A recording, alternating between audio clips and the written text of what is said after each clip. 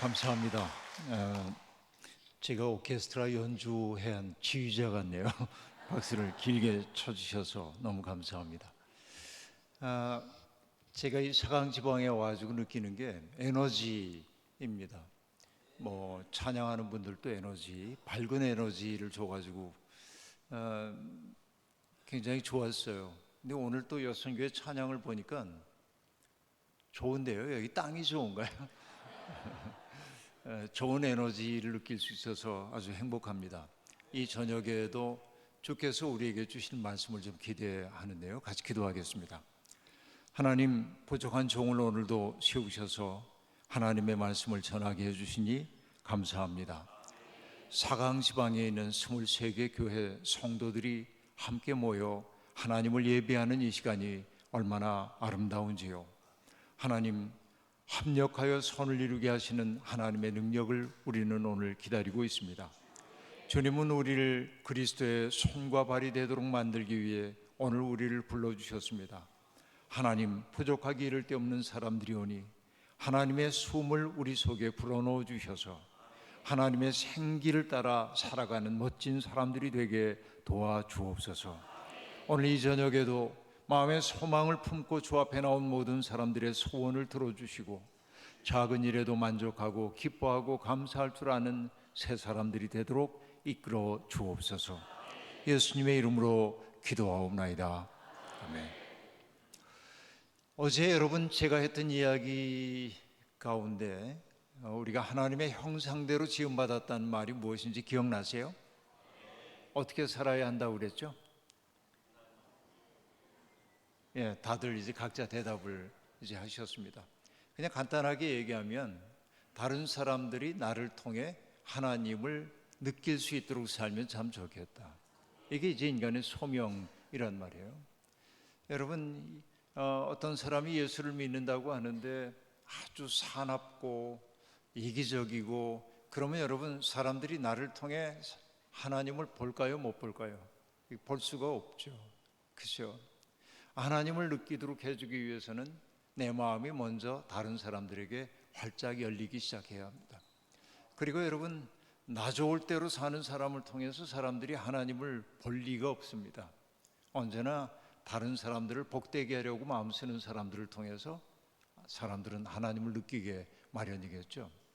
이제 어제의 핵심 메시지가 그런 메시지라고 얘기할 수 있겠는데, 따지고 보면 우리가 그렇게 살아야만 하는 까닭이 뭐냐면 내가 이 세상에 없을 수도 있는 존재였단 말이에요. 그렇죠? 여러분, 사는 게 고단하기 때문에 우리들이 왜 부모님이 날 낳으셨어 하는 원망이 들 때도 있습니다. 저도 인생의 최대의 후회 가운데 하나는 어머니 아버지의 가슴에다가 못을 박은 그런 일들입니다.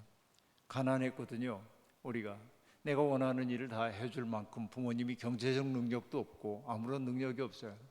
하고 싶은 일은 많은데 부모님은 그것을 충족시켜 주지 못하니까 청소년 때 제가 아버지에게 못할 말을 했어요. 아버지, 이럴 거면 왜 나를 낳으셨냐고. 여러분, 이게 정말 얼마나 그 후회가 되는지 모릅니다. 아버지가 얼마나 마음이 아프셨을까 생각해 보면. 근데 따지고 보면 내가 이 세상에 있다고 하는 그 사실 자체가 얼마나 큰 기적인지 알 수가 없습니다. 요즘 제가 이제 어디 가든지 그런 얘기 종종 하는데요. 여러분, 우리가 지구라고 하는 이 행성에 우리가 왔잖아요. 근데 천문학에 대한 얘기 여러분에게 다 할 수가 없는데요. 우리가 이 태양계라고 하는 태양계가 속해 있는 은하수, 우리 은하수 속에 속해 있는 게 태양계인데, 태양계는 우리가 속해 있는 은하수의 나선형8의 저 끝부분에 있는 구석에 있는 아주 작은 별 집단입니다. 여러분, 태양은 지구보다 질량이 몇 배나 되냐면 120만 배 무게가 나가요. 그러니까 태양에 비하면 지구는 정말 쬐끄맣다고 얘기할 수 있습니다. 근데 여러분, 정말 놀라운 게 뭐냐면 태양에서부터 지구까지 빛이 올 때 걸리는 시간이 몇 분이냐면 8분이면 와요. 태양빛이 지구까지 오는데 8분이 걸리거든요. 그런데 지구에서 태양 말고 지구에서부터 제일 가까운 별까지의 거리가 얼마만큼이냐면 빛이 오는데 얼마만큼 걸리냐? 4.3 광년. 그래요. 그럼 뭐냐면 빛이 4년 이상을 와야 지구에 당도할 만큼 별이 멀어요. 우리가 밤하늘에 보고 있는 별들이 그렇게 멀리 떨어져 있단 말이에요. 이 우주가 얼마나 광대한지 알 수가 없습니다. 정말 그 지구라고 하는 것은 너무나 작아요. 그런데 우리가 속해 있는 이 은하수 속에 별들이 몇 개가 되냐면, 그렇게 멀리 떨어져 있는 별들이 몇 개가 되냐면 2천억 개 정도를 봐요. 2천억 개 별들이. 여러분, 이것만 해도 잘 가늠이 안 되죠. 그런데 그런 은하수가 세계 몇 개쯤 있는 거로 보냐면 그 정도 규모의 은하수가 1조 개 정도가 된대요. 그러면 여러분, 이 우주가 얼마나 광대한지 여러분 상상이 안 되죠. 지구는 점 하나도 아니에요. 우주 전체로 보면은 점 하나도 안 됩니다.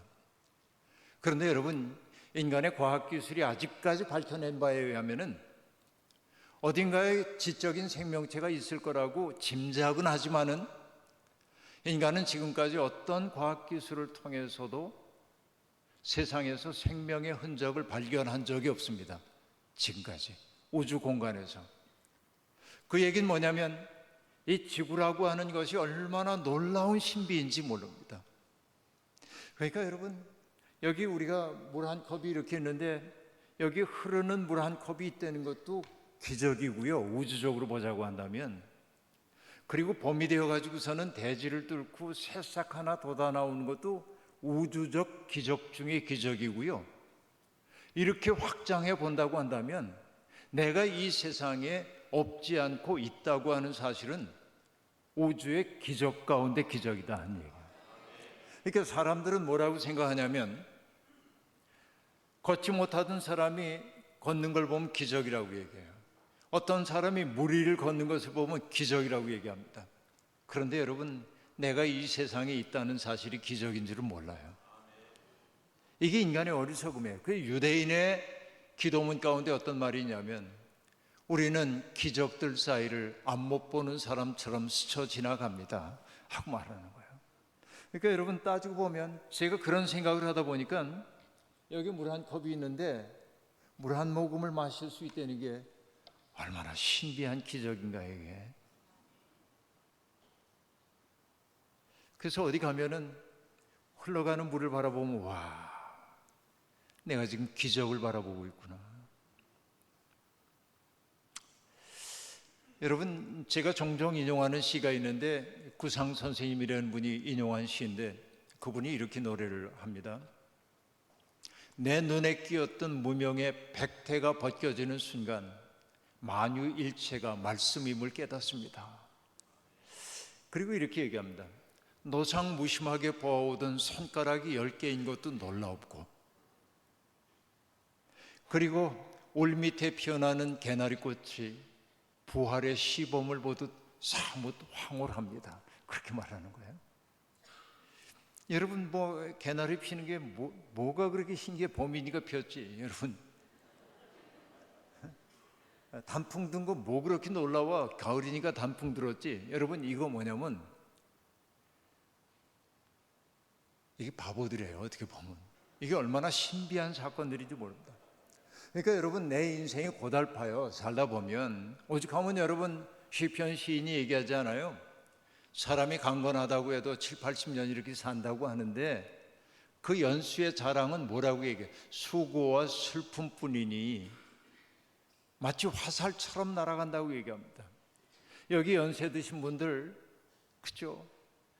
어떻게 사셨어요? 권사님 평생 어떻게 사셨어요? 여쭤보면 다들 이렇게 얘기하죠. 목사님, 제가 살아온 얘기를 다 하자면요, 소설책이 몇 권이에요. 다들 그러잖아요. 다 기가 막힌 인생들을 살아왔잖아요. 여기에 사연 없는 사람이 어디 있습니까? 저도 이렇게 살다 보니까 세상에 어려움을 겪지 않는 사람 아무도 없어요. 근데 여러분, 우리가 자꾸만 거기에만 몰두하다 보니까 내가 생명의 세계에 있다는 이 사실이 얼마나 놀라운 기적인지를 알지 못하고 산다 하는 얘기입니다. 근데 여러분, 시편 시인이 제가 좋아하는 시편 139편 14절에 이런 구절이 나옵니다. 내가 주께 감사하오면 나를 지으심이 심히 기묘하심이라. 나를 만드신 것이 심히 기묘하심이라. 주께서 하시는 일이 기이함을 내 영혼이 잘 압니다. 이렇게 말하는데, 여러분 이렇게 얘기하니까 좀 평범해요. 근데 카톨릭과 함께 번역했던 공동번역은 이걸 이렇게 번역했어요. 내가 있다는 놀라움, 하신 일의 놀라움. 이게 굉장히 함축적이에요. 내가 이 세상에 없지 않고 있다는 게 얼마나 놀라운지 모릅니다. 그리고 하나님이 내게 해주신 그 일이 놀라운 거예요. 이걸 놀라운 기적으로 받아들이는 사람은 그 다음에 어떤 질문을 하게 되냐면, 내가 무엇으로 그 은혜를 보답할꼬? 여러분, 인생을 살아갈 때 내가 이 세상에 있다는 사실이 놀랍고 주께서 내 인생에 베풀어 주신 그 은혜가 놀랍다는 사실을 아는 사람들은 하나님 앞에 그 은혜를 내가 어떻게 보답할까 하는 마음을 품고 살아요. 여러분의 삶이 그러길 바랍니다. 지금까지 여러분의 삶이 어떠했든지 간에 앞으로는 내가 있다는 그 사실이 기적임을 여러분 꼭 아시길 바라고, 오늘까지 하나님께서 나와 함께 해주시면서 내 인생을 지켜주셨던 그 사건이 얼마나 놀라운지 모릅니다. 이걸 알아차려야 합니다. 여러분, 오늘은 그 얘기 할 수 없을 것, 앞으로 할 기회가 없을 것 같아서 잠깐 얘기를 하면요. 하나님이 이제 모세를 내가 너와 동행할게 하고 얘기하자 모세가 나중에 이렇게 얘기합니다. 하나님, 정말 나와 함께 하실 거면 하나님 모습을 보게 해주세요 라고 얘기합니다. 모세가. 그때 하나님이 모세에게 하셨던 말씀이 뭐냐면, 내 얼굴을 보는 사람은 죽어 살지 못해. 그래도 모세가 부득부득 하나님 보고 싶다고 하니까 하나님이 어떻게 했냐면 반석 사이에다가 모세를 숨기고, 그리고 모세의 눈을 이렇게 가립니다. 하나님의 손으로. 그리고 하나님이 지나가셔요, 모세 앞을. 그러고 나서 하나님이 모세의 눈에서 손을 띄자 모세가 하나님의 뒷모습을 보았다고 얘기해요. 그러니까 모세가 본 것은 하나님의 뒷모습뿐이에요. 이게 무슨 말일까요, 여러분? 하나님의 뒷모습을 봤다는 게 무슨 말이에요? 뒷꼭지가 예쁘게 생겼네, 그런 얘기입니까? 사람은요, 하나님이 내 삶 속에 다가오실 땐 알아차리지 못합니다. 언제 알아차리냐면, 지나온 날을 돌이켜 생각해 보니까 그때 내가 혼자인 줄 알았는데 하나님의 은혜의 날개로 날 품고 계셨어. 그때 그렇게 힘든 상황 속에 있을 때, 그래서 벼랑 끝에 선 것처럼 내 삶이 위태로울 때 내가 희망을 갖고 살 수 있었던 것은 내 능력이 아니라 주께서 나를 붙잡아 주신 것을 알게 돼. 뒤늦게 깨닫는 거예요, 사후에. 그걸 성경이 뭐라고 얘기한 거냐면 하나님의 뒷모습을 보았다고 하는 거예요. 그렇죠? 여러분, 살아온 날 돌이켜 생각해 보면 기가 막힌 인생들 살아 오늘에 이르렀지만은, 그러나 생각해 보면 주님의 은혜가 오늘까지 우리를 붙들고 있었죠.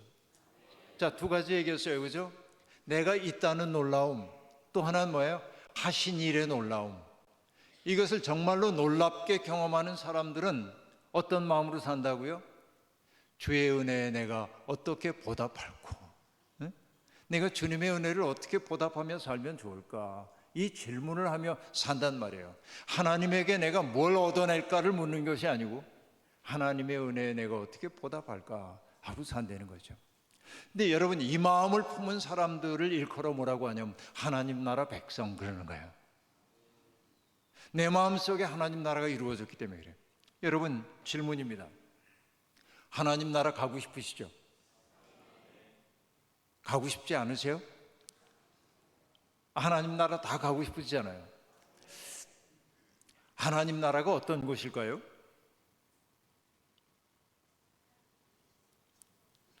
알긴 알 것 같은데 설명하라고 그러면 좀 어려워요. 이렇게 여러분 그러죠.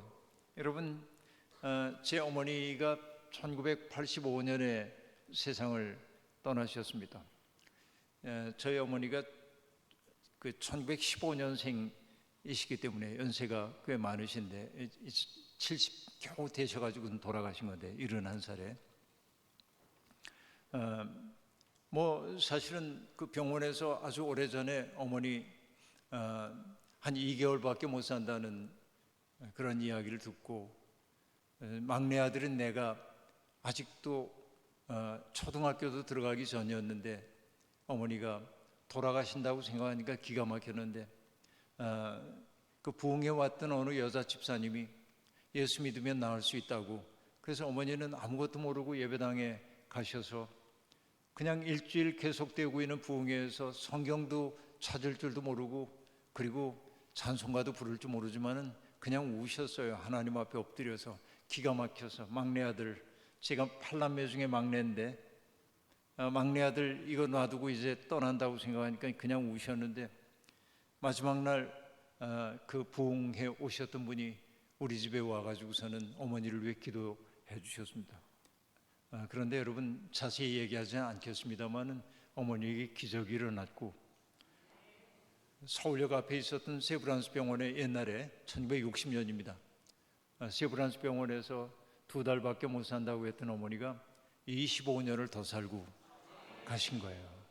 그러니까 어머니가 정말 어떻게 돌아가셨냐면은 제가 모시고 살고 있었는데 큰형님 집에 일이 있어가지고 어머니가 거기 갔는데 식구들이 다 모였고 저는 그때 이제 군목으로 군대에 가 있었기 때문에 저는 그 자리에 가지 못했는데 어느 날 어머니 아버지가 큰형님 집에 간 그때인데 점심을 먹으려고 사택으로 이렇게 내려왔는데 아내하고 둘이 앉아가지고서는 밥을 먹고 있는데 벨소리가 이렇게 들리고 그래서 나가보니까 노란 전보가 한 통 제게 전달이 됩니다.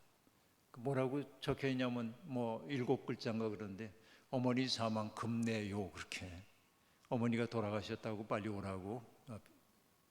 너무 깜짝 놀랐습니다. 어머니가 쇠약하시긴 했지만 그렇게 빨리 가실 줄은 몰랐거든요. 그런데 어쨌든 뭐 이렇게 가서 어머니의 삶을 가만히 반추를 해보게 되었습니다.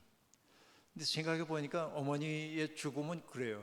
형님 댁에 가서 그저 식구들하고 즐겁게 음식 나누시고 식구들이 다 즐겁게 있는 모습을 이렇게 보고 내 머리가 좀 아프다 그러고 뒤로 이렇게 물러나가지고 벽에 기대고 있다가 10분 만에 세상을 떠나셨습니다. 원래 좀 쇠약하시긴 했는데 근데 어머니는 쇠약해지면서 천사가 되셨어요. 그냥 웃기만 하셨어요. 아무 그 감정의 표현 없이 행복한 미소만 짓고 있다가 그래서 이제 저는 어머니의 죽음을 뭐라고 표현을 하냐면은 여러분 옛날에 우리 그 전기 안 들어올 때 제가 살던 곳이 충남 당진인데 당진에도 궁벽한 곳이었기 때문에 전기가 70년대 초반까지 안 들어왔어요. 그러니까 저 어린 시절에는 다 호롱불 켜놓고 지내던 때인데 여러분 석유 등잔에 불 밝혀놓으면은 석유가 떨어지면은 그 심지를 타고 석유가 이렇게 올라오다가 탁 떨어지면 뭐냐면 불꽃이 톡 꺼지잖아요. 어머니는 당신에게 주어져 있는 생명의 몫을 마지막까지 한 방울까지 태우고 톡 꺼지신 거예요. 그리고 정말 편안하게 가셨습니다. 천사 같은 얼굴로 그렇게 이제 떠나셨어요. 근데 내가 어머니를 정말 그리워하는데 뭐냐면 그 어머니가 생명을 연장했던 25년 동안에 우리 집의 모든 식구들이 예수를 믿게 됐어요. 일가 친척할 것 없이 어머니 한 사람 때문에 복음이 우리 집에 들어오게 되었습니다. 근데 여러분 고집쟁이 막내는 어제도 잠깐 말씀드렸지만은 청년 시절에 처음 교회를 갔으니 어머니 마음을 어지간히나 썩혀드렸다고 얘기할 수 있겠습니다. 근데 어머니의 이제 간절한 기도와 소망이 뭐냐면 제가 신학교에 입학을 딱 하고 입학식하고 집으로 들어갔더니 어머니가 제게 기서가 일로 와서 좀 앉아봐라 하고 얘기하면 여러분 명색이 양반 집안 사람이기 때문에 어머니가 그렇게 정색을 하고 저를 부를 때는 가서 철포도 감지 못하고 우리 형제들은 어머니나 아버지가 정색하고 부르시면 그 앞에 가서 무릎을 꿇고 단정하게 앉습니다. 어머니가 얘기했어요. 내가 참 기쁘다. 짐작은 했죠. 막내 아들이 신학교 들어간 게 어머니는 기쁜 거예요. 근데 그때 어머니가 이렇게 말씀하셨습니다. 나는 막내 아들을 주의 종 삼아달라고 14년 동안이나 기도했어. 그러니까 14년 기도했으면은 제가 이제 청년 시절에 처음 교회 가서 이제 은혜 받고 그러면서 신학교를 들어간 게 늦게 들어간 거죠. 1977년에 신학교를 들어갔는데, 그러니까 1963년 무렵부터 어머니가 예수 믿은 지 몇 년 만에 막내 아들 주의 종 삼아달라고 그렇게 기도하기 시작한 거예요. 근데 어머니는 나보고 교회 가자는 얘기를 한마디도 한 적이 없어요. 나중에 제가 웃으면서 어머니한테 여쭤봤습니다. 어머니, 그렇게 기도하면서 어떻게 저보고 교회 가자고 안 하셨어요? 글쎄, 하나님께 부탁했으면 그분이 하시겠지. 이게 우리 어머니의 못 말리는 믿음입니다.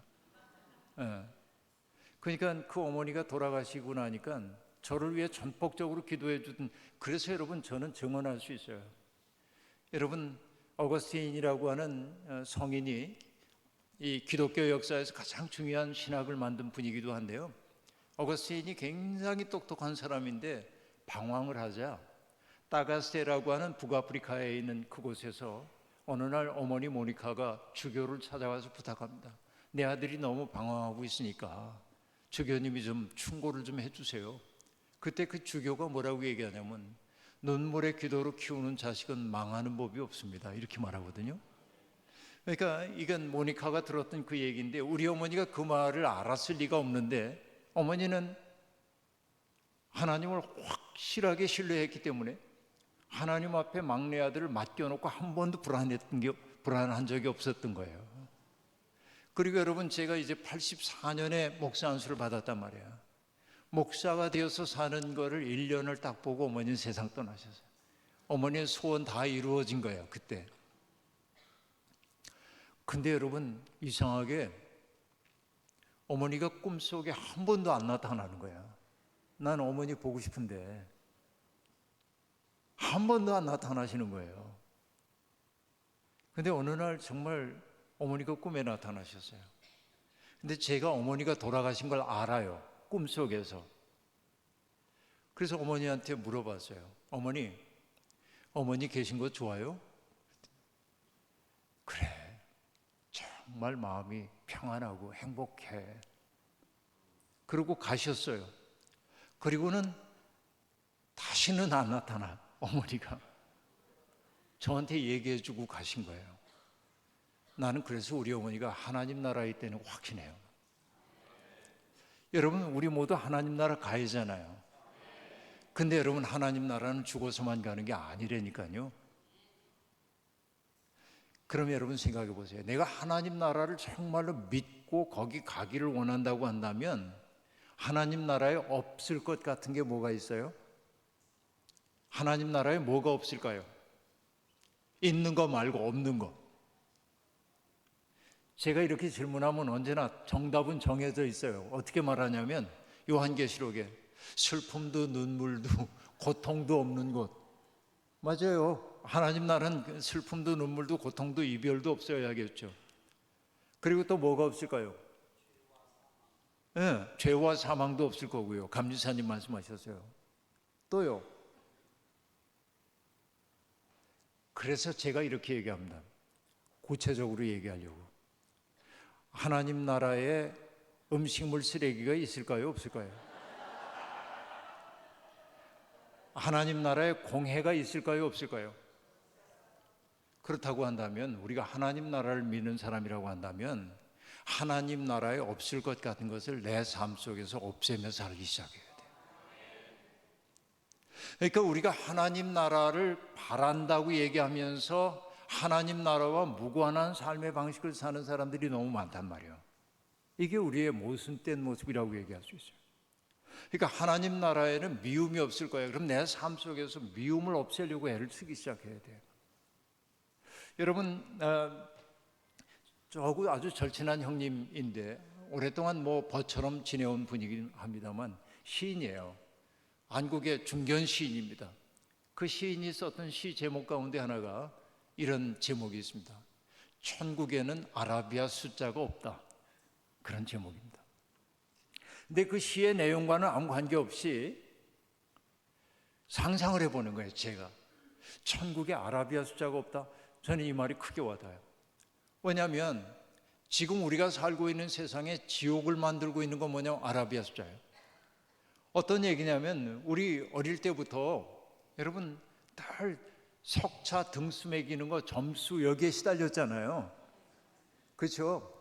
학생 시절에만 그런 게 아니에요. 직장에 다닐 때 그 다음에 시달리는 건 뭐예요? 연봉, 우리가 살고 있는 집의 평수, 내가 타고 다니는 자동차의 배기량 이런 거 가지고 자꾸 따진단 말이에요. 아라비아 숫자. 그렇죠?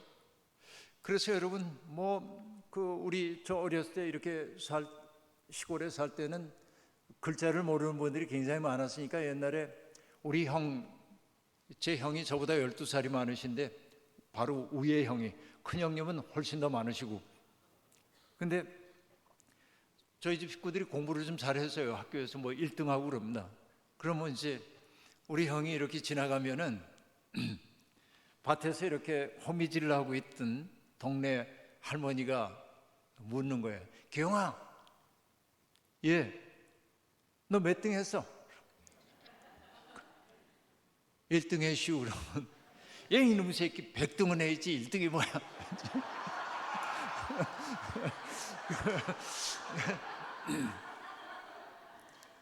그런 에피소드를 이렇게 이제 듣고 그러는데 그러니까 이제 그 할머니에게는 뭐냐면 100점이 들어가 있기 때문에 100점 맞아야지 그런 건데 1등 했다고 그러면은 이제 꼴찌한 것처럼 느껴지는 그런 거죠. 근데 여러분 이게 아라비아 숫자라고 하는 것 때문에 사람들의 등급이 이렇게 매겨지기 시작하는 거예요. 등급이 매겨져요. 그래서 여러분 여기 젊은 사람들은 다 아실 텐데 생텍스페리라는 사람의 어린 왕자라고 하는 그 어른을 위한 동화를 보면 거기에 이런 얘기가 나옵니다. 어른들은 참 이상하다는 거예요. 어느 날 학교에서 돌아와서 얘기하는 거예요. 오늘 참 훌륭한 집을 보았어요. 그러면서 이렇게 얘기합니다. 지붕은 파란색이고요. 그리고 대문은 초록색이고요. 그리고 테라스에는 제라늄이 아름답게 피었고요. 이렇게 얘기하면은 어른들은 무뚝뚝한 목소리로 물어요. 얼마짜리인데? 근데 우리 식으로 얘기하면 30억은 될 거라고. 오, 훌륭한 집을 보았구나. 그렇게 얘기한다는 거예요. 그러니까 어른들은 아무것도 이해 못해. 숫자가 아니면은. 근데 우리들도 그럽니다. 등급을 매기고 어떤 사람들 그죠? 그 사람들을 자꾸만 이렇게 줄 세우기를 한단 말이에요. 그러니까 시인이 지금 하고 있는 얘기는 뭐냐면 천국에는 아라비아 숫자가 없다라고 얘기해요. 근데 우리도 모르는 사이에 등급 세계에 젖어들고 사는 거예요. 여러분 어렸을 때 우리 통지표 받으면은 우리 통지표에는 수미양가로 평가하잖아요. 수미양가라고 하는 건 굉장히 좋은 평가입니다. 어떻게 보면 수의 뜻은 뭐예요? 빼어날 숫자, 빼어나다. 우는 우수하다. 미는 아름답다. 양은 양호하다. 가는 가능성이 있어. 그런 거예요. 누구도 배제하지 않는 거예요. 이게 아무도 배제하지 않아요. 그러니까 공부를 아무리 못해도 가능성이 있어 이렇게 봐주는 거예요. 근데 인생을 살다 보니까 제가 살다 보니까 정말 빼어나게 공부 잘했던 사람이 공부는 잘했는데 비인간적이고 이기적이고 자기만 아는 사람도 있어요. 근데 공부는 지질이 못했는데 인정 많고 남들 일 굳은 일 다 도와주고. 여러분 하나님 보시기에 누가 더 아름다울까요? 마음속에 판단을 했어요. 그런데 여전히 여러분 뭐냐면 그래도 수가 좋긴 좋지. 여러분 우리의 마음속에 있는 계급을 만드는 이것이 만드는 게 결국 뭐냐? 제도적으로 지배하는 사람과 지배당하는 사람을 만드는 거예요. 그래서 출애굽기는 어떻게 시작되냐면 애굽이라고 하는 세계는 아시다시피 피라미드로 상징되는 세계인데 맨 꼭대기에 왕과 귀족들과 사제 계급들이 있고 맨 밑바닥에 히브리인들이 있는 구조였단 말이에요. 그러니까 여러분, 고대 세계의 제국을 지탱해주고 있는 이 세계를 온전하게 만들기 위해서는 여러분 생각해 보세요. 피라미드의 맨 밑에 사람들이 엎드려 있어요. 위에 무게를 지탱하고 있어요. 그런데 어느 날 맨 밑에 있던 사람이 이러는 거예요. 나는 왜 맨날 이 밑에 깔려 있어야 돼? 이 사람들 무게를 내가 왜 다 받아야 돼? 나도 좀 쉬고 싶은데. 그리고 꿈틀꿈틀하면 어떻게 될까요? 쌓았던 피라미드가 무너질 수밖에 없죠. 그러니까 이 피라미드 세계에서는 제일 중요한 게 뭐냐면 맨 밑바닥에 있는 사람들이 꼼짝 안 해야 돼. 근데 어떻게 해야 꼼짝 안 할까요? 그때 제국의 종교들이 그 일을 했어요. 뭐라고 했냐면 왕은 왕의 운명이 있고 종은 종의 운명이 있다는 거예요. 신이 그렇게 정해놓은 거래요. 그래서 여러분 그걸 뭐라고 얘기하냐면 숙명론 그래요. 이건 내 숙명이야. 종으로 사는 게 내 숙명이니까 감내해야지. 내가 채찍질 당해도 이게 신이 내게 준 운명이라고 한다면 감당해야지. 이렇게 사는 거예요. 그게 당연했어요. 아무도 그걸 이상하다고 생각 안 했어요. 정상적이야, 그렇게 사는 게. 저 위에 사람들은 노동도 하지 않고 사는 거 신이 그렇게 살라고 한 거니까 할 수 없는 거지. 받아들였어요. 그런데 여러분, 출애굽기는 전혀 다른 얘기를 들려주기 시작해요. 어떤 얘기냐면 요셉을 알지 못하는 이집트 왕이 들어선 거예요. 그리고 유대인들이 점점 불어나자 애굽 왕과 귀족들은 불안해졌어요. 왜냐하면 이 히브리인들이 만약에 애굽 땅에 외적이 침입했다고 할 때 얘네들이 그 적들과 내통해 가지고 반란을 일으키면 나라가 위태로워지겠는데, 그래서 그들이 했던 일은 뭡니까? 얘들이 더 꼼짝도 하지 못하게 만들어야겠다. 그게 가혹한 노동 조건을 제시해 가지고 이스라엘 사람들을 아주 어렵게 만든 거예요. 그러자 이스라엘 사람들이 너무 힘들어요. 강제 노동에 시달리니까. 그래서 여러분, 정말 내가 원하지 않는 노동을 지금 하고 있는데 저녁이 되면은 온 삭신이 다 쑤시고 힘들죠. 여러분은 여기 이제 포도농사 하시는 분들이 많다는 얘기를 들었습니다. 포도농사가 절대 낭만적이지 않죠. 저는 약간 낭만적 생각을 하고 싶은데 포도농사 어떤 농사도 만만하지가 않죠. 사실은 오늘 이렇게 점심 먹으려고 차 타고 가다 보니까 포도 다 종이로 이렇게 싸는 걸 보면서 제가 즉시 느낀 게, 와, 저거 싸려면 허리가 엄청 아프겠다. 그러시죠? 정말 허리 아프죠. 이게 이렇게 이 정도 높이면 피고 하면 좋겠는데 그럴 수도 없고 주저앉아 할 수도 없고 엉거주 좀 싸려면. 그래서 여러분, 저는 낭만적 생각은 갖지 않습니다만 그래도 여러분 농사하시잖아요. 근데 내 일이 아닌데 강요된 노동을 하고 있을 때 얼마나 힘들어요. 삭신 쑤시고. 그러니까 끙끙 앓았다는 거예요. 그런데 여러분, 출애굽기의 시작은 어떻게 시작되냐면 이렇게 시작되는 겁니다. 하나님께서 당신의 백성들의 신음소리를 들으셨대요. 그리고 그들의 고통당하는 모습을 보셨대. 그리고 그들이 얼마나 억울한 일을 겪고 있는지를 아셨대. 자, 들으시고 보시고 아시고 그들을 구원해야겠다고 작정하셨어요. 우리가 믿는 하나님이 누구인지에 대한 이야기를 여러분들에게 지금 하고자 하는 얘기입니다. 여러분, 기도를 잘하는 분들이 있잖아요. 기도하라고 하면, 대표 기도하면은 열심히 기도하는 분이 있습니다. 제가 교회 처음 나갔을 때 우리 청년들이 헌신 예배하고 그러면은 헌신 예배 때 헌금하면은 청년부가 썼거든요. 그러니까 청년들이 뭘 하냐면 누가 헌금 기도를 해야 교인들이 감동해서 헌금을 많이 할까? 여러분들도 그런 적이 있죠?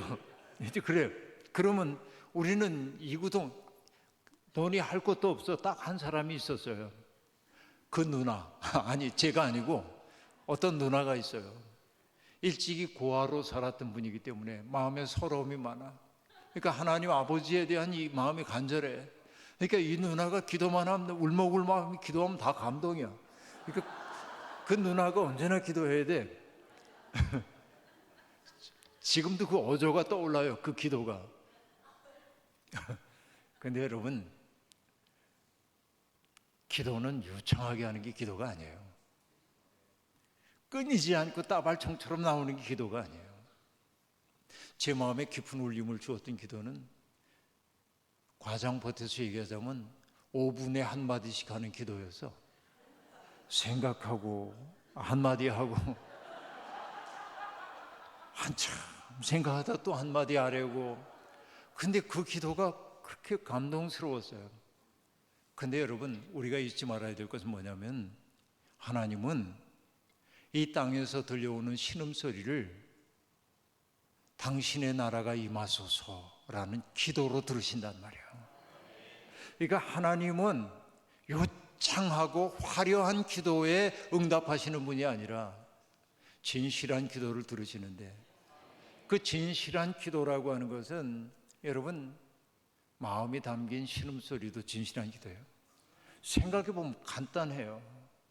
어린아이가 지금 막 태어난 지 얼마 안 된 아이가 응애하고 울어요.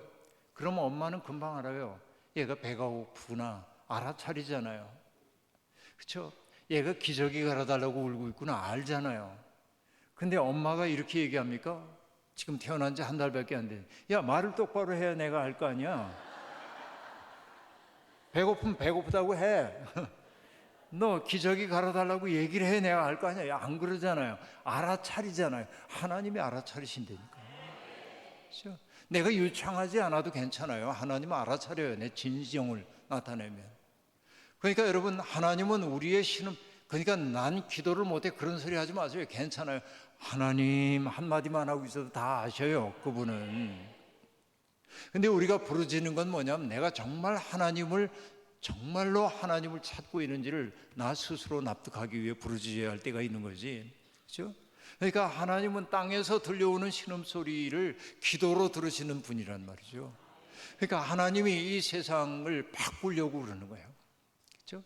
이 아까 얘기한 피라미드 세계에서 맨 밑바닥에 있는 사람들의 신음소리를 들으시고 이 사람들을 새로운 세상으로 인도해서 행복하게 만들고 싶은 게 하나님의 꿈이에요. 그러니까 우리가 믿는 하나님은 어제 제가 얘기했던 건 뭐냐면 창조주 하나님이었잖아요. 오늘 지금 얘기하는 것은 뭐냐면 출애굽을 통해 나타난 하나님을 지금 얘기하고 있는 거란 말이에요. 근데 여러분, 하나님은 언제나 어떤 꿈을 가지고 계시냐면 당신이 모든 문제를 해결해 주시기만 원하지 않고 하나님은 당신의 일을 함께 하자고 사람들을 부르셔요. 이렇게 여러분, 이 자리에 우리들이 이렇게 있는데 내가 하나님의 백성이 되었다는 건 놀라운 사건입니다. 따지고 보면 내가 하나님의 백성이 될 만한 아무런 자격도 없어요. 보면 나는 부족하기 이를 데 없어요. 하나님, 내가 뭐가 이뻐서 그렇게 나를 당신의 백성으로 삼아주셨겠어요? 우리가 하나님의 백성이 된 것은 우리를 사랑하시고자 하는 하나님의 사랑이 우리를 그분의 백성으로 만드신 거지. 그렇기 때문에 아까 얘기한 대로 뭐냐면 내가 있다는 놀라움, 하신 일의 놀라움, 내가 주님의 그 은혜를 어떻게 보답할고 이게 마땅한 태도라고 얘기하는 까닭이 바로 그거예요. 내가 자격 시험 본다고 하나 자격 없어요. 근데 우리를 하나님의 백성으로 삼으셨어요. 이게 큰 은혜예요. 그런데 여러분, 이것보다 더 큰 은혜가 있어요. 그 은혜가 뭘까요? 자, 문장 구조를 생각해 보겠습니다. 나는 하나님을 믿습니다. 나는 주어고요, 하나님을 목적어, 그리고 믿습니다. 서술어입니다. 내가 하나님을 믿는 까닭은 뭐냐면 자격이 없는 나를 당신의 백성으로 삼아주신 그 하나님의 은혜를 믿는다는 얘기예요. 그런데 믿음에 깊이 들어가면 뭘 알기 시작하냐면 하나님이 나를 믿으신다는 사실을 내가 알기 시작해요. 하나님이 나를 믿음의 대상으로 믿는다는 얘기가 아니고 이때의 믿음은 뭐예요? 나는 너를 신뢰해. 나는 내 꿈을 이루는데 내 도움이 필요해. 여러분, 이 집회에 나온 모든 분들에게 하나님이 하신 말씀이 뭐냐면 나는 이 세상을 아름답게 만드는데 내 도움이 꼭 필요해. 해서 여러분이 이 자리에 있는 거예요. 얼마나 놀라운 일인지 모릅니다. 그죠? 이게 은혜예요. 여러분 생각해 보세요. 여기 없습니다만 제 아내가 있잖아요. 집에 가면 저도 아내가 있는 사람입니다. 제 아내에게 저는 유일한 남편입니다. 내가 아니면 아내에게 줄 수 없는 선물이 있어요. 누구도 줄 수 없는 선물이 있죠. 내 아들과 딸이 있습니다. 내가 아니면 누구도 그들에게 줄 수 없는 선물이 있잖아요. 하나님은 나를 통해 그런 일을 하고 계신 거예요. 그러니까 나는 이 세상에서 뭘 하고 있냐면 하나님의 일을 대행하는 존재로 부름받았단 말이에요. 그러니까 우리가 함부로 살지 말아야 하는 까닭이 바로 여기에 있다고 말씀을 드리는 것입니다. 근데 여러분, 하나님은 그냥 아주 폭력적 방식으로 내 일을 이렇게 하라고 안 해요. 하나님의 종으로 쓰려고 하는 사람들을 훈련시킵니다. 여러분 아시다시피 모세가 태어날 때 애굽 땅에서는 비참한 일들이 벌어졌잖아요. 히브리의 남자아이들이 태어나면 죽이라고 하는 명령이, 지엄한 명령이 내려지잖아요. 왜냐하면 이 남자들이 나중에 모반을 일으킬 수 있다는 생각 때문에, 두려움 때문에 여자아이가 태어나면 살려두고 남자아이가 태어나면 죽이라는 명령을 내리잖아요. 히브리의 두 산파에게, 시프라와 부하라고 하는 산파에게. 그런데 이 산파들은 어떤 사람들입니까? 하나님을 경외하는 사람이었기 때문에 차마 태어난 사람들을 죽일 수가 없어. 그러니까 안 죽여요. 그 태어난 생명, 하나님께로부터 온 생명을 어떻게 죽여요? 안 죽여요. 그러자 바로가 불러다가 신문합니다. 왜 내 명령을 어겼어? 산파들이 처벌을 받을 수 있는 위기였습니다. 산파들은 유머가 있는 사람들이었어요. 저희도 그렇게 하려고 그랬죠. 그런데 히브리 여인들이 힘이 좋아가지고요, 우리가 도착하기도 전에 이미 나와버렸어요. 이렇게 얘기해요. 그 말이 바로에게 통했는지 안 통했는지 그건 알 수가 없어요. 그러나 성경이 그 히브리 산파들의 이름을, 시프라와 부하를 기록해 놓은 까닭이 뭐냐면, 시프라와 부하는 세계 최초의 시민 불복종 운동가입니다. 부당한 권력에 항거한 거예요. 하나님의 생명을 죽이라고 하는 그 명령을 지킬 수가 없었기 때문에 거절했던 사람들이에요. 용기 있는 사람이라고 얘기할 수 있겠습니다. 그러니까 출애굽의 서장은 어떻게 시작되고 있냐면, 하나님을 정말로 경외하는 사람들이 그 지엄한 왕의 명령을 거절하는 것으로부터 시작을 하고 있단 말이에요. 그리고 이후에 있는 모세의 이야기 여러분 잘 아시니까 제가 다 생략하고, 아시다시피 여러분 애굽의 궁궐에서 자랐던 모세가 나중에 자기의 동족들이 시련 겪는 것을 보고 개입했다가 유대의 관료를 때려 죽이고, 그래서 발각돼 가지고 광야로 도망가잖아요. 그리고 미디안 제사장인 루엘이라고 하고 이드로라고 하는 미디안 제사장의 사위가 되잖아요. 십보라의 남편으로 살아요. 그래서 뭐냐면 40년 동안에 애굽 궁궐에서 살고 있었던 모세가 40년 동안이나 광야에서 목동 생활을 한단 말이죠. 그 40년 동안의 목동으로서의 생활이라고 하는 것은 얼마나 힘들었겠어요. 광야 생활은 고통스럽게 이를 데 없어요. 그런데 여러분, 바로 그게 하나님이 모세를 훈련시켰던 거예요. 나중에 이스라엘 백성들이 40년 동안 광야길을 걸어가야 하잖아요. 그러니까 모세가 40년 동안 광야에 머물렀던 것이 그 출애굽을 가능하게 했던 사건인지도 모른다. 그런데 오늘 제가 드리려고 한 말씀은 뭐냐면 이런 얘기입니다. 모세가 어느 날 호렙산 쪽으로 양을 몰고 가다 보니까 떨기나무에 불이 붙은 모습을 보게 되었어요. 여러분 다 아시는 얘기죠. 이 떨기나무라고 하는 것을 세네라고 얘기합니다. 히브리 말로.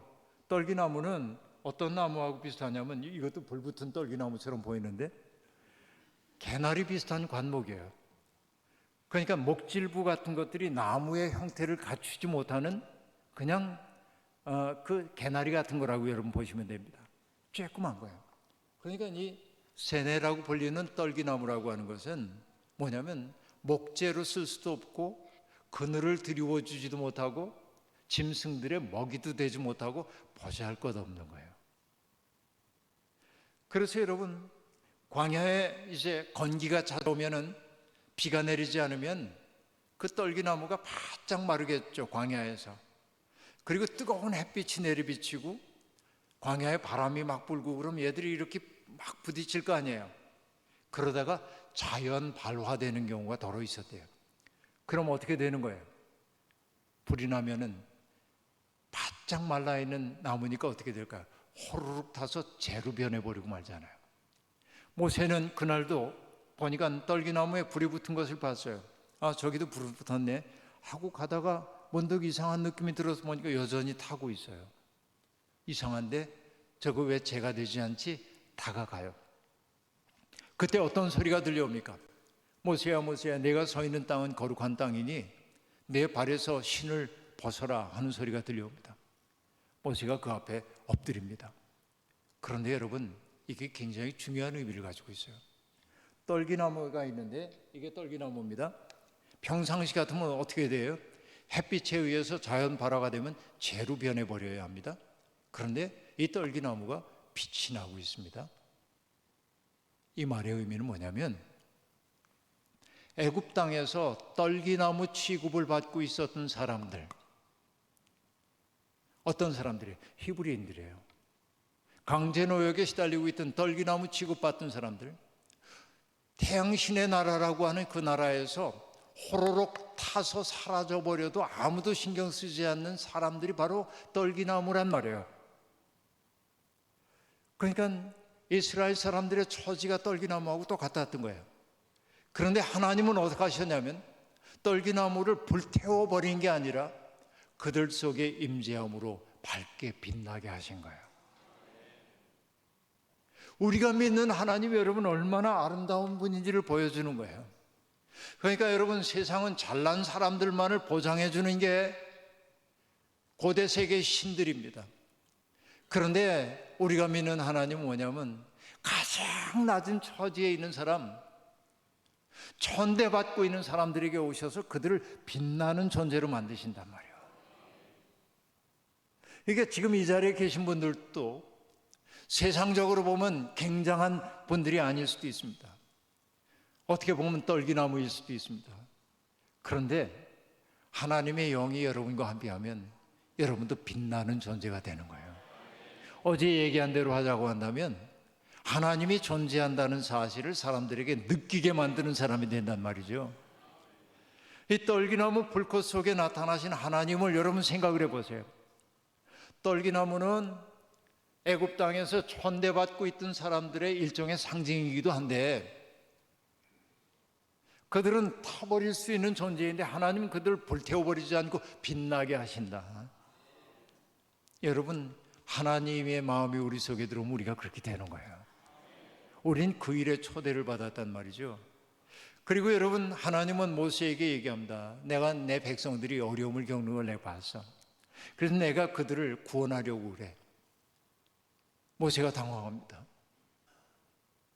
그때 하나님이 뭐라고 얘기하시냐면 나는 내 조상 아브라함의 하나님, 이삭의 하나님, 야곱의 하나님이야 하고 얘기합니다. 그 얘기는 뭐죠? 하나님은 이름으로 얘기하고 있는 게 아니라 뭐로 얘기하고 있어요? 아브라함, 이삭, 야곱이 경험했던, 여러분, 이 아브라함이 갈 바를 알지 못하고 갔을 때 그의 인생에 동행하면서 방패가 되어주시고 그의 보장이 되어주시고 그에게 약속했던 것을 이루어 주셨던 하나님이잖아요. 이삭의 삶 속에서, 야곱의 삶 속에서. 그러니까 경험을 통해 알려진 분이란 말이에요. 그런데 모세가 여전히 망설입니다. 너 가가지고 내 백성들에게 내 꿈을 좀 얘기해. 그리고 바로에게 가가지고 내 백성 해방하라고 해 하고 얘기할 때 모세가 망설이며 이렇게 얘기합니다.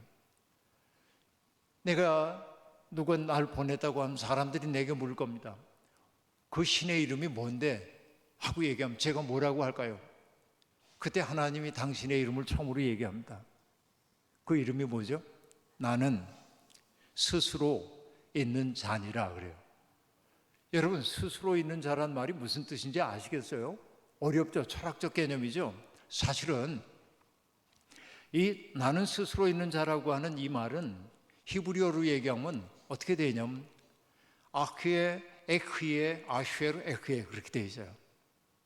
그건 뭐냐면 나는 나다예요. 이것을 영어로는 이렇게도 얘기합니다. I am that I am 그러기도 하고 I will that I will be 그렇게 얘기해요. 이게 더 어려워. 지금 이렇게 얘기하니까. 이게 어떤 의미냐면 이런 의미입니다. 나는 너희들이 어떤 실체로서 규정할 수 있는, 이름으로 규정할 수 있는 존재가 아니고 나는 언제나 너희들과 동행하면서 사건을 일으킨 존재야. 그런 얘기예요. 너희들과 관계를 맺는 존재. 나는 언제나 나답게 너희들과 관계를 맺는 존재야 라는 말이 그 말이에요. 근데 여러분 이게 이 성경이 70인역이라고 하는 헬라어로 번역이 될 때 이걸 에크에 아슈에로 에크에란 말을 어떻게 번역할까 하다가 에고 에이미 온 이렇게 헬라어로 번역을 하는데 이 온이라는 게 뭐냐면 존재예요. 나는 스스로 있는 존재니라 이렇게 번역했어요. 그래서 어떤 실체처럼 얘기를 했어요. 그런데 히브리어 원문은 뭐냐면 나는 너희들의 삶 속에서 너희들이 원하는 바를 이루어가는 존재라는 거예요. 하나님의 이름은 그런 거예요. 그러니까 하나님은 우리는 언제나 경험을 통해 우리와 밀접한 관계를 통해 그 하나님을 알아가기 시작해야 하는 거예요. 그리고 여러분 아시다시피 애굽 땅에 10번의 재앙이 내려지고 그리고 여러분 알다시피 출애굽하고 홍해바다를 건너고 그렇죠. 마실 물이 없었을 때 마라에 쓴 물을 단물로 바꾸고 그리고 먹을 것이 없을 때 만나를 내려주고 그리고 또 물이 없었을 때 반석에서 물이 나오게 하고 그리고 르비딤에서 아말렉과 전투가 벌어졌을 때 하나님이 영감을 불어넣어 가지고서는 여호수아가 군대를 이끌고 나가서 첫 번째 승리를 거두고 이런 일련의 사건이 벌어지고 마침내 시내산 앞에 섰을 때 하나님이 모세를 산 위로 부르셔요. 그리고 이렇게 얘기합니다. 나는 너희들과 언약을 맺고 싶어. 근데 여기에 내가 감동하는 대목이 여기 있습니다. 내가 하는 말 잘 듣고 백성들에게 내려가서 내 말을 다 전해. 그래서 백성들이 내 말대로 살겠다고 하면 나는 너희의 하나님이 되겠고 너희는 내 백성이 될 거야. 하나님이 그러십니다. 평범해 보이는 말이에요. 근데 여러분 저는 이 대목에서 감동합니다. 왜 감동하냐면 애굽 땅에 살고 있었던 히브리인들에게 애굽의 주인들이 내 생각은 어때? 내 말에 동의하니? 이렇게 묻지 않잖아요. 종에게 묻지 않잖아요. 종들에게 하는 일은 뭐야? 오늘 나가서 어디에 일해? 할당량을 주고 하라고 하잖아요. 명령이잖아요. 내 의사 없잖아요. 그런데 하나님이 지금 애굽에서 종살이 하던 사람들에게 뭐라고 얘기하냐면 하나님의 꿈을 얘기해가면서 너희가 동의하니? 그럼 난 너희 하나님이 되고 너희는 내 백성이 될 거예요. 이게 뭐냐면 그들을 자유인으로 인정하고 있는 거예요.